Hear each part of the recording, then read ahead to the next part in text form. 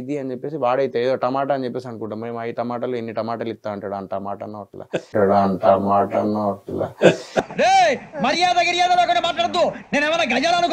boot cut Balaraju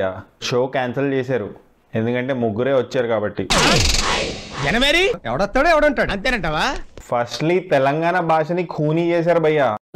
తలుచుకుంటే ఏడుపు వస్తుంది సోదరా వాడిని ఒక్కసారి తీసుకపోయి ఇంత కళ్ళు కూడా లాయిపించిన తర్వాత అక్కడ ఉన్న చుట్టుపక్కల వాళ్ళు మాట్లాడుతుంటే ఆయనకు అర్థమవుతుంది అంటే నాదా తప్పు నేను రంగు మరి మేము ఈ సినిమాలో యూజ్ చేస్తాం దాన్ని పట్టుకొని కూని చేసిరు భయ్యా ఇదైంది భయ్యా అదైంది భయ్యా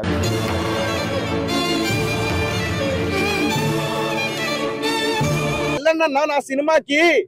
తప్పకుండా వెళ్తారు సోహెల్ బిగ్ బాస్ లో ఉన్నప్పుడు వేల కమెంట్లు పెట్టారు కదా అన్న సోహెల్ సోహెల్ సోహెల్ అని ఇప్పుడు ఏమైందన్నా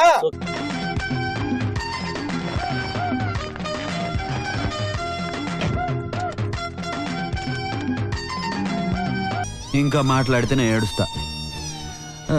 ఇంకా నేను పడుకుంటా ఆడేందో ఆ టమాటాలు అమ్ముకునే ముఖం ఆడు కూడా ఇక చెప్పేటోడు అయిపోయాడు ఎందుకు బ్రో అంత ఏం సాధిస్తావు దానివల్ల ఇది ఎక్కడ స్టార్ట్ అయిందంటే నేను బూట్ కట్ బాలరాజు సినిమాకి రివ్యూ ఇచ్చాను భయ్యా దానికి 0.45 టమాటోస్ ఇచ్చాను ఏదో పెద్ద కళాఖండం గీసినట్టు బిల్డప్ ఇచ్చావు ఏంటమ్మా ఇది కరుణించిన ఆకాశం దానికి ఆయన చాలా ఫ్రస్ట్రేట్ అయిపోయి చాలా ఇంటర్వ్యూస్ లో బ్యాడ్ గా మాట్లాడుతున్నాడు ఇంకొకసారి నా గురించి ఫస్ట్లీ నాకు నచ్చింది ఏంటంటే వాడు వీడు అని సంబోధించారు భయ్యా సోహెల్ గారు నన్ను నీచులు ఎప్పుడు నీచంగానే మాట్లాడతారు రావు గారు మీకు తెలియదే ఉంది మీరు కానీ ఓకే అది పక్కన పెడితే నా టమాటోస్ కాన్సెప్ట్ గురించి కూడా హేళన చేశారు జాగ్రత్త నా ఫేస్ టమాటో ఫేస్ అంట సారీ సోహెల్ బ్రో నెక్స్ట్ జన్మలో Tom cruise are Mahesh Babu లాగా పుట్టడానికి ట్రై చేస్తా జనరల్ గా చెప్పాను రా నేను సీరియస్ గా తీసుకున్నాను మీరు లో ఐక్యూ అని నేను అనొచ్చు కానీ నేను అనను ఎందుకంటే అది నా సంస్కారం ఏం మాట్లాడుతున్నావు it's a feel good film సినిమాలు ఇటువంటి ఈజీ అనుకున్నావా ఏమనేవాడివి అంటే ఏంటి ధమ్కీలు ఇస్తున్నారా ఈ ధమ్కీల మ్యాటర్ మనం తర్వాత మాట్లాడదాం మీకేం వస్తుందిరా సరదా so finally most pathetic point ఏంటంటే ఆ ఇంటర్వ్యూస్ లో ధమ్కీలు ఇచ్చాడు భయ్యా ఇప్పుడు నేను సినిమా కాదు అని చెప్పేసి పక్కన పెట్టింది అనుకోను వాడు ఉండడు అన్నాడు వాడు ఉండడు చంపేస్తారా